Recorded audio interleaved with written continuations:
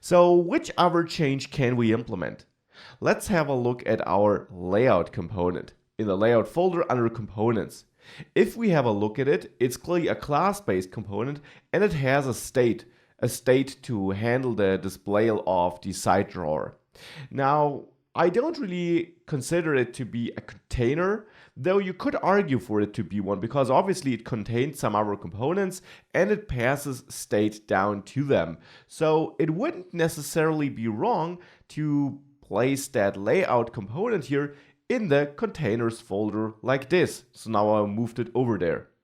You could also argue for something different. With the given folder structure, which of course is also just one possible way, where I have this HOC folder for higher order components, you could kind of argue that a layout is really just a higher order component. Because what you're doing with it is you're wrapping your other components with the layout. So the Burger Builder component in our application, but once we add routing, that of course are going to be more components. And in the app.js folder, we're really just wrapping the Burger Builder with our layout component. And this essentially makes it a higher order component. These are mainly just semantics. It doesn't really change the way your application works, how you call your components. Still, you could move layout into containers, or you could move it into HOC. Or maybe in your application, you don't really have a HOC folder. Maybe there you just have containers and components. There is more than one correct way. Now I like this setup though, where layout is now in the HOC folder, because I consider it a higher order component. It's only there to wrap other components. And therefore here we're using it in app.js to wrap whichever route we're rendering, hence I move it into the HOC folder. Now, I will also create a new subfolder in HOC, therefore, the aux folder, and move my aux.js file in there. Now, this of course will lead to some errors, because now we will have some import issues. In the layout folder, we'll need to adjust our imports to still have correct paths to all the components we depend on, and we'll have to make sure that wherever we're importing aux, we also adjust the path. So let's quickly do that. I'll start with the layout component, and I'll start with the aux import. Since layout is a HOC and aux is, we only have to go up one level now to go into the HOC folder. So we can also remove that part, we already are in there. And then move into the aux folder and there import the aux.js file. So this is how we need to adjust this. The classes import doesn't change, of course, because the CSS file still is in the same folder, but the toolbar import does change.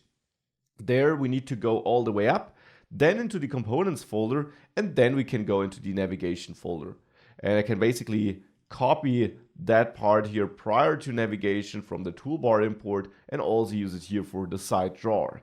So with that, the layout component is updated. Now what I also need to do is I need to restart npm start because it seems to break on that aux file, which it really shouldn't. But we'll probably also get some other errors here because we're importing aux in other files. In the app.js file, we also need to adjust the import for the layout component. It's of course now in the HOC folder, so that is something we should adjust. Then in the Burger Builder, as you can see here in the error message, we got an error because there in the Burger Builder, we are of course using the aux component. So there we need to adjust the import because now it's essentially still in the HOC folder, but we created that aux subfolder, which we need to adjust. In the site drawer component, there we also are using aux, and there we also have to go into the aux folder and import the aux.js file from there. In the modal component, which is in the UI folder, there we also use aux, so we also need to add /aux at the end here. And in the order summary, we face a similar issue. There we also need to import the aux file from within the aux folder. And with all these changes, now we should have a working application again. Let's quickly check if it does work.